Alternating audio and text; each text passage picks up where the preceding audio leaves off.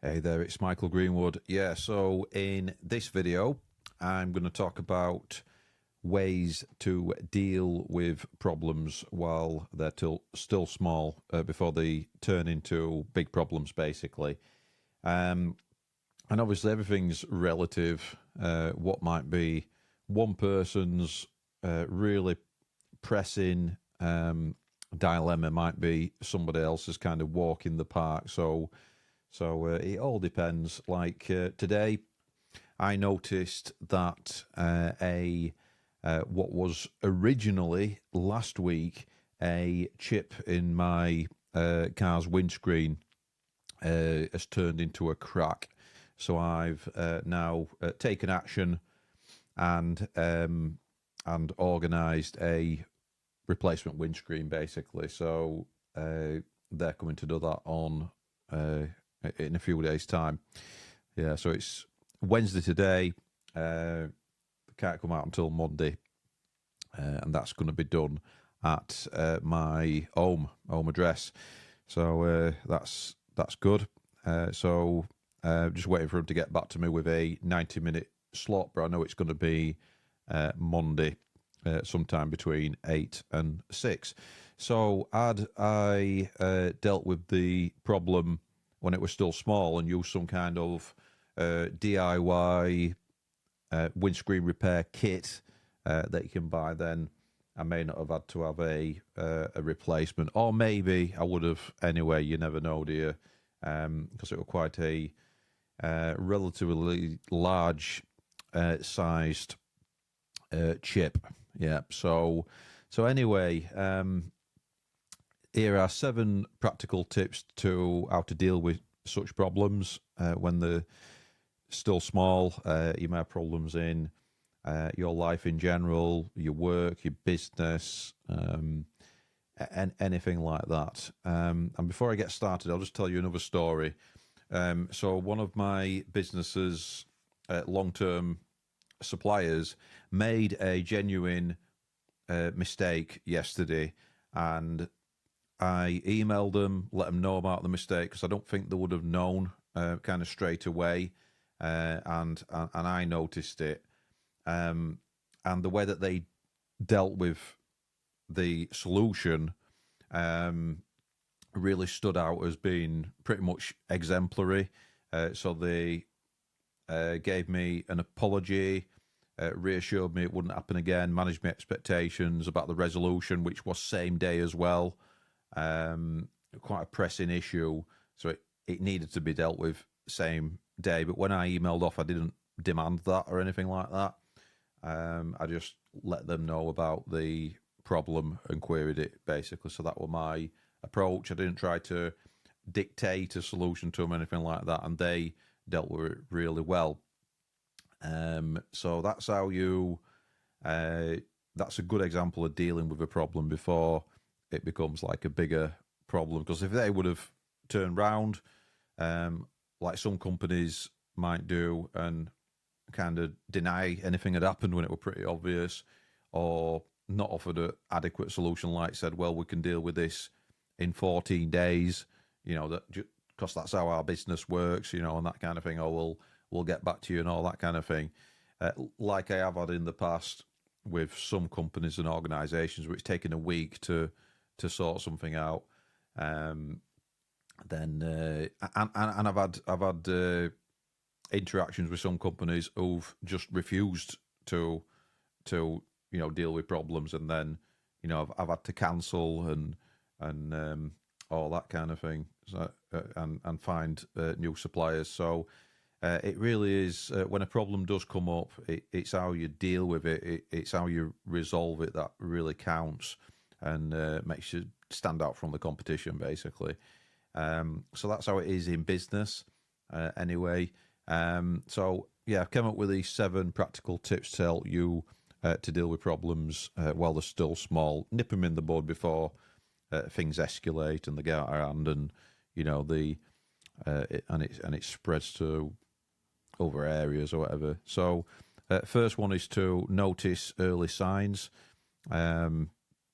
And to be quite proactive and have some control measures in place Um, so this particular issue that happened yesterday, it was a transaction. So I tend to mitigate or notice these things because I check my bank accounts daily, just in case there are any anomalies. So I can catch them same day. So I'm a bit of a stickler really for finding problems with financial things. Anyway, being a business owner, being in control of the numbers and figures and whatnot is important to me. So pay attention to those. Those bits. Now, sometimes things are repeated. So if you've got an issue that's coming up again and again, and you're letting it slip, then just having that conversation can be sometimes all it takes to nip that in the bud as well. Because a lot of big things start with little things happening again and again over time, really. So it's better to be proactive and notice these early warning signs. So that's tip number one. That's noticing early signs, having controls in place, being meticulous about attention to detail and things like that, and being proactive. Next one, then the second tip I've got is don't delay action. So once you've noticed something, actually take some action steps to get in there early and actually take some actions, because it's one thing to notice things and then do nothing, but then you've got to actually take action as well, even if it's a minor thing that's happening. You might have a team member or staff member who's, I don't know, showing up late consistently, and if you don't nip that in the bud, then it's unacceptable behavior in terms of being a professional. Then you maybe got a problem on your hands where it becomes habitual and they do it again and again, or even think it's acceptable because they're not being pulled up on it. So that kind of thing. I've got to be very careful with my team members, to make sure that they are on track with things, and I'm very proactive about making sure they've got jobs to do and everything like that, so things don't start to slip, because it's easy to get into a downward spiral with these things. If for example staff members are noticing that you're not playing, if I'm not playing my A game at a time, if I'm taking my eye off the ball, as I say, then they can start to lose. It's not that they don't want to do a good job to do, it's just that they start to lose focus themselves, because the shared vision starts to crumble, if you know what I mean, so that they don't feel as bought into to the company culture anymore. So that's important. So yeah, you can apply these steps to anything really in life, business, work. If you've got a job, if you're employed by somebody, it's just consistency, consistently doing the good inputs and eliminating the bad inputs from anything really. But thing is, with human beings, you can have the most robust system in the world, and it depends on how mission critical it is as well, and the cost benefit of putting more and more measures and controls in, and ways of checking quality and things like that. But a lot of the times, if you've got that human touch, you can see what's going on, and you can take a temperature check with your staff and with your customers as well. Then you can find errors. You can find not just errors, but maybe feedback on a service, maybe being out of touch with what your customers now want, even though it might have been fit for purpose and a good product market fit at a certain point, but it's become kind of no longer aligned with what people want anymore. So there's things like that as well. There's lots of things to this, and I'll keep giving some examples as I'm going along. But don't delay action. Addressing that minor thing now can prevent like a costly problem or emotional blow up later. And also, I'll give you another example. Say if you're running paid ads like Google ads, and you've got this problem in your funnel, in the nurturing, and maybe you're not following up as much as you should be. I always say follow up until you get a confirmed no.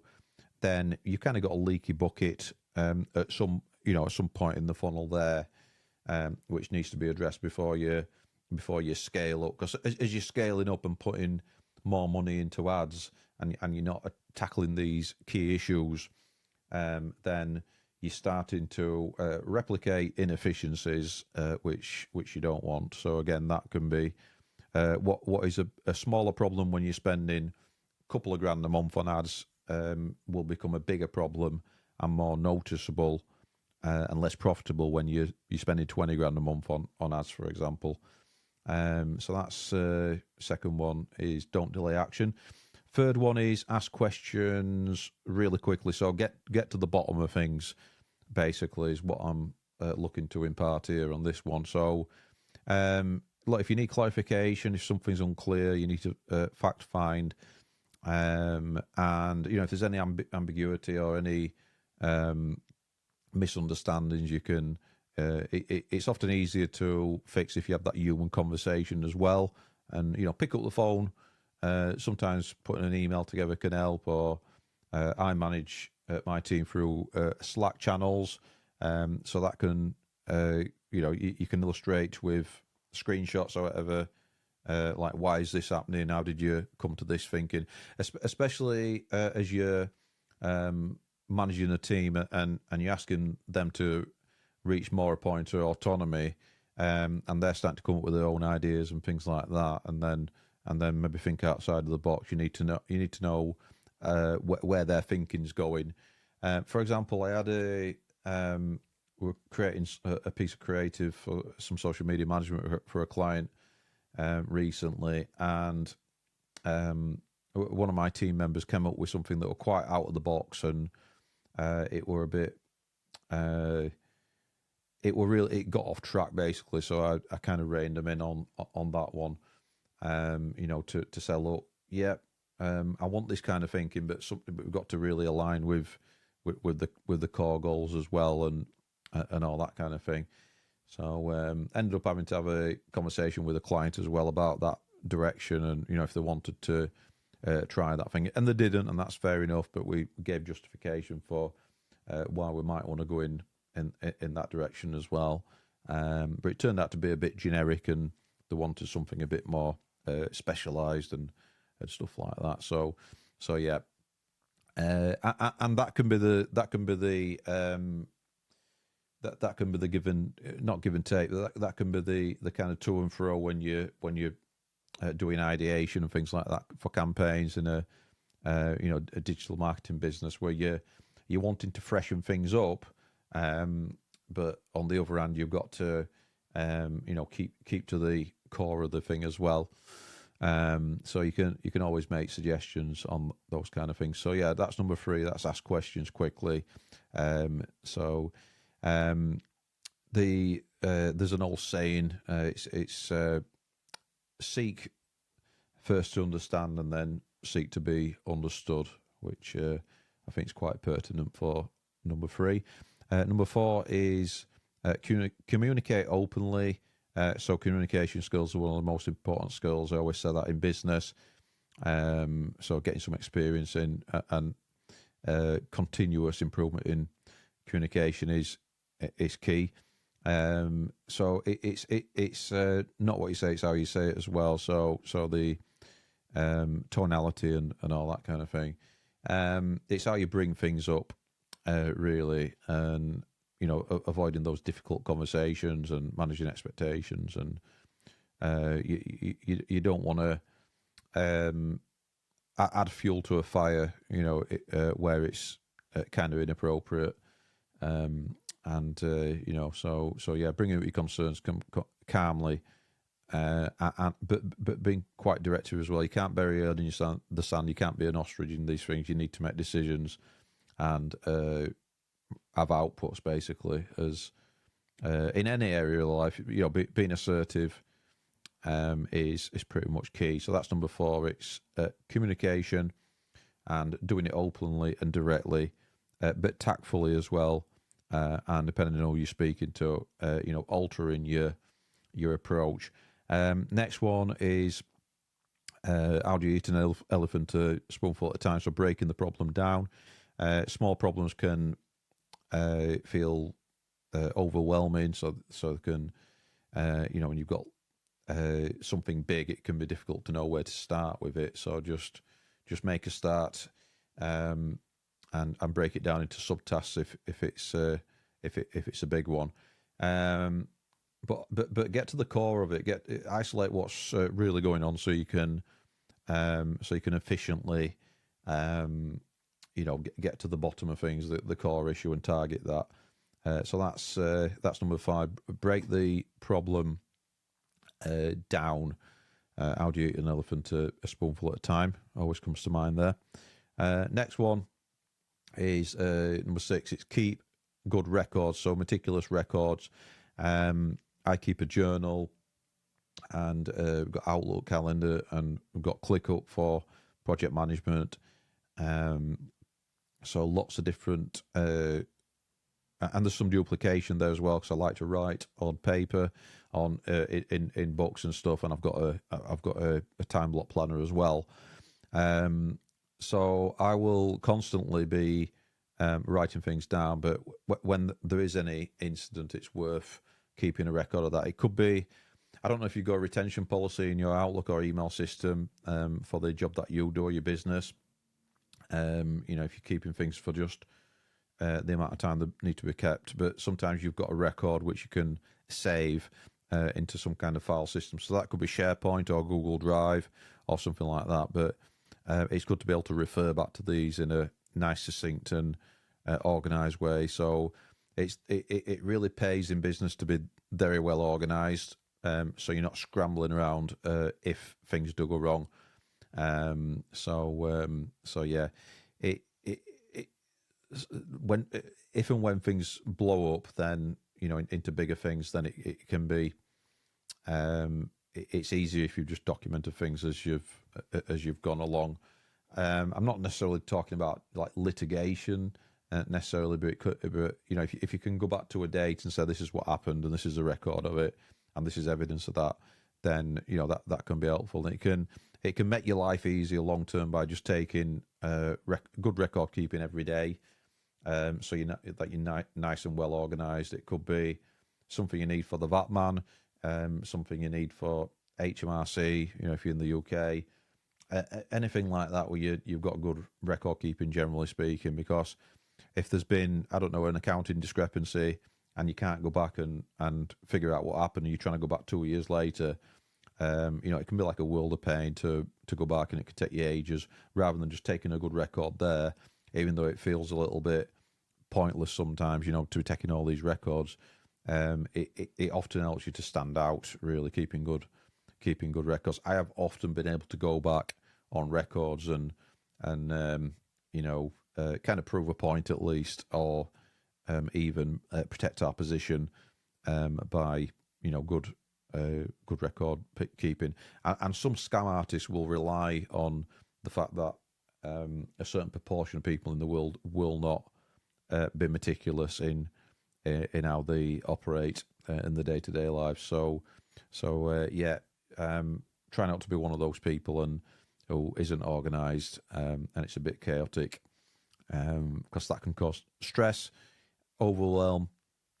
It can mean that you just don't deal with things, and you sometimes even get ripped off, because somebody's got the better of you because they're that way inclined to operate in that kind of way. So just protect yourself, keep good records, and it can help you to nip things in the bud before they escalate as well. So let's say that you've got somebody kind of attacking you really in business, and they'll say, oh, this and this, but you can say, look, actually on this date this happened, I can show you this screenshot, I've got 10 other screenshots like that. That can help to nip something in the bud pretty quickly. So next one is use problem solving mindset rather than just letting things slide or leaving things until they get bigger. So be solution focused, have an internal loss control. So what can I do to control even just my reaction to this situation that I found myself in? And don't have a victim mindset, basically. So what is something I can do today to stop this from getting any worse? What can I control? Can I eliminate it? If I can't eliminate it, this little problem, can I at least contain it? So there's been plenty of instances in my life where you kind of do a damage limitation, really. If you've got into a bad deal, for example, you got into a bad deal and you want to come out of a bad deal because it's not going right. It's often worth something in economics called the sunken cost fallacy, where you're already committed time, money, whatever resource, and you're kind of in it, but then you look at it with a fresh pair of eyes, and you're thinking, this is not a good deal. I need to get out of this deal. This person or this situation is not as I first assessed it. And what you're doing, the best way I found doing this kind of thing is to do an exercise with a fresh pair of eyes. You are here now in the present. Assess the situation. Would I get into the deal now if I knew now what I know now, basically? So you've got new information and things have changed, and then you assess things and all that kind of thing. So it's all just good decision making, and you can use your higher faculties for this as well. So you can use things like your intuition. So you haven't just got at your disposal as a human being 5 senses. You've got higher faculties as well. So you've got your will, and you've got your intuition, and you've got other higher faculties as well. So use your higher faculties, and have good judgment and good decision making. So those are my 7 practical tips to deal with problems when they're still small. I hope you found some value in this.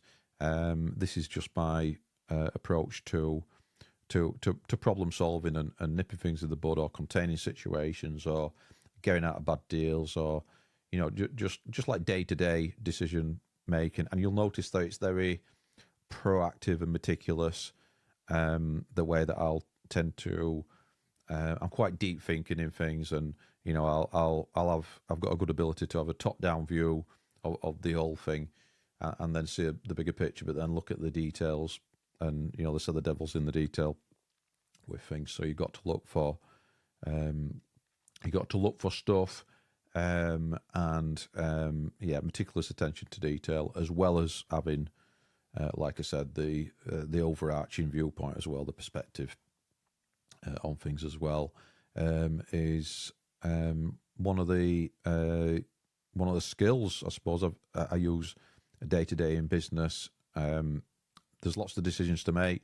The other thing that I'll say just about energy throughout the day, it takes the same amount of energy to, in terms of your attention and your focus and your concentration, and you're getting tired and things like that, not getting tired.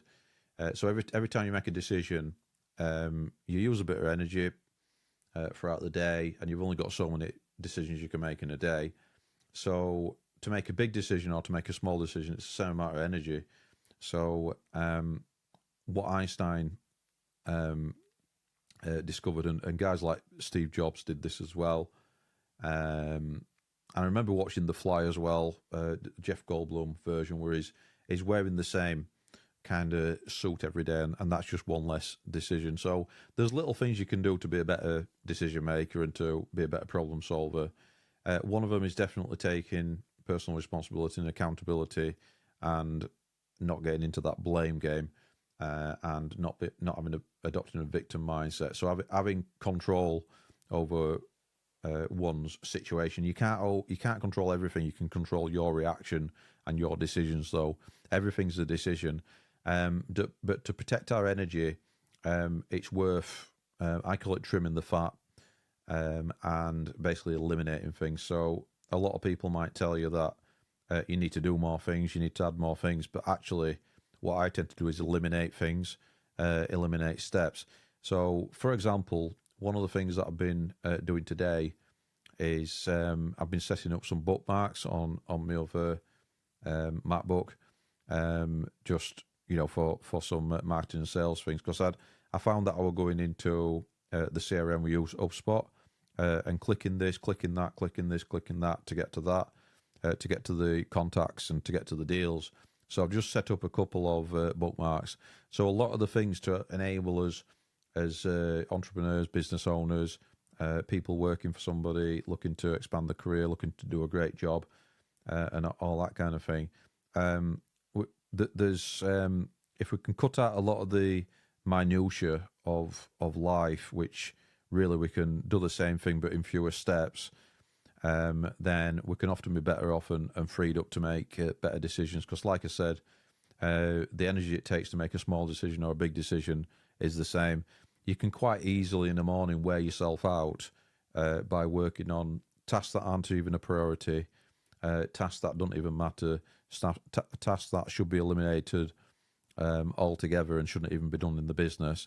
And this is how problems can go unchecked. So small problems can become big problems if we don't have the enough energy to have the cognitive thinking, the energy associated with being able to make good decisions. Because as we get tired, we make kind of poorer decisions. This is one of the reasons why I stopped drinking alcohol over nearly 3 years ago now, actually over 2.5 years ago, because anything that stops me from working at an optimal rate, I'm just not interested in anymore.